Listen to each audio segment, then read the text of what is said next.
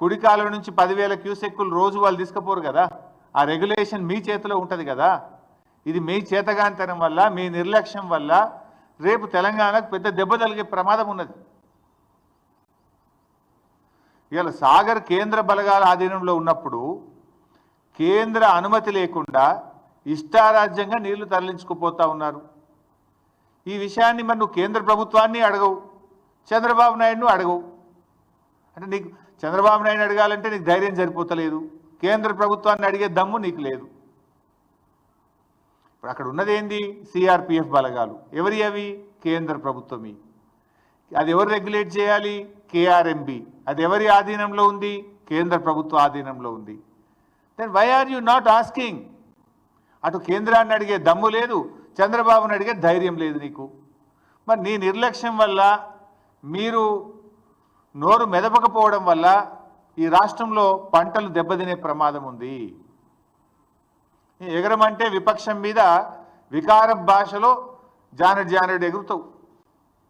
మా మీద ఎగురుతుంటాడు కదా ప్రతిపక్షం మీద. వికారమైనటువంటి భాషలో ప్రతిపక్షాల మీద మాత్రం బాగా ఎగురుతుంటావు. ఎగరాల్సిన చోట ఎగరడానికి చేతనవుతుంది నీకు. ఇప్పుడు ఎగరాల్సింది ఏడను? కేంద్ర ప్రభుత్వం మీద ఎగరాలి, ఆంధ్రప్రదేశ్ యొక్క అక్రమ నీటి వాడకం మీద ఎగరాలి. ఎగరాల్సిన చోట మాత్రం ఎగురుతలేవు, ప్రతిపక్షం మీద విపక్షాల మీద మాత్రం ఎగురుతా ఉంటావు. వికారమైన భాషలు ఎగురుతుంటావు నువ్వు. ఈడెందుకు ఎగురుతలేవు? తెలంగాణ సాగునీటి త్రాగునీటి అవసరాలకు శ్రీశైలం నాగార్జున సాగర్లో నిల్వ ఉంచాల్సిన నీటిని ఇలా ఆంధ్రప్రదేశ్ తరలించుకుపోతుంటే నువ్వు ఎందుకు ఎగురుతలేవు? రేపు మనకు ఎన్ని అవసరాలు ఉన్నాయి చెప్తా, డీటెయిల్స్ అన్ని కూడా చెప్తా. ఇప్పుడు వాస్తవానికి ఈ సంవత్సరం కృష్ణాలో ఎన్ని నీళ్ళు వచ్చినాయి? 1010 టీఎంసీల నీళ్లు కృష్ణానదిలో వచ్చినాయి. సరే, మనము టెంపరీగా అడహక్క చేసుకున్న అరేంజ్మెంట్ ప్రకారంగా 6634 ప్రకారంగా ఆంధ్రప్రదేశ్కు 666 టీఎంసీల నీళ్ళు రావాలి. కానీ ఆంధ్రప్రదేశ్ ఇప్పటికే 657 వాడేసింది. 666లో 657 టీఎంసీలు వాడింది. ఇక ఆంధ్రప్రదేశ్కు ఉన్న హక్కు ఎంత? ఇంకా 9, కేవలం 9 టీఎంసీలే. కానీ ఇవాళ కూడా సాగర్ కుడి కాలువలో 10,000 క్యూసెక్కులు పోతున్నాయి, ముచ్చమర్రిలో పోతున్నాయి, పోతిరెడ్డిపాడులో పోతున్నాయి. మరి నీకేం కావాలి? రేపు తెలంగాణకి ఎట్లా? తెలంగాణకి ఎంత రావాలి? ఆ రేషియో ప్రకారం 34 ప్రకారం చూసినా కూడా 343 టీఎంసీల నీళ్లు తెలంగాణకు రావాలి. కానీ ఈ రోజుకు తెలంగాణ వాడుకున్నది ఎంత అంటే 220 టీఎంసీలు మాత్రమే, 220. ఇంకెంత రావాలి తెలంగాణకు? 123 టీఎంసీలు రావాలి. 123 టీఎంసీలు తెలంగాణకు రావాలి, ఆంధ్రాకు రావాల్సింది 9.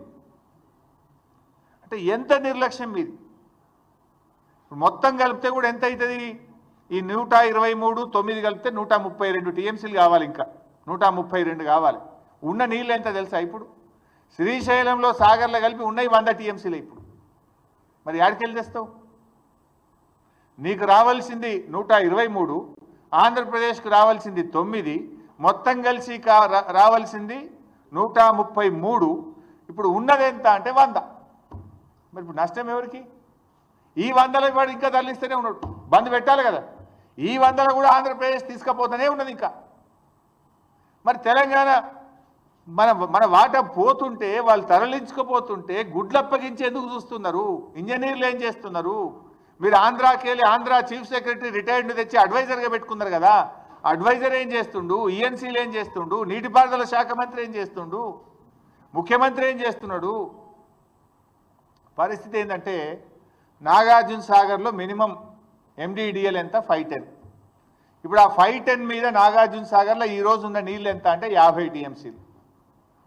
శ్రీశైలం ఎండిడిఎల్ 834 మీద శ్రీశైలంలో ఈరోజు ఉన్న నీళ్ళు ఎంత అంటే 50 టీఎంసీలు.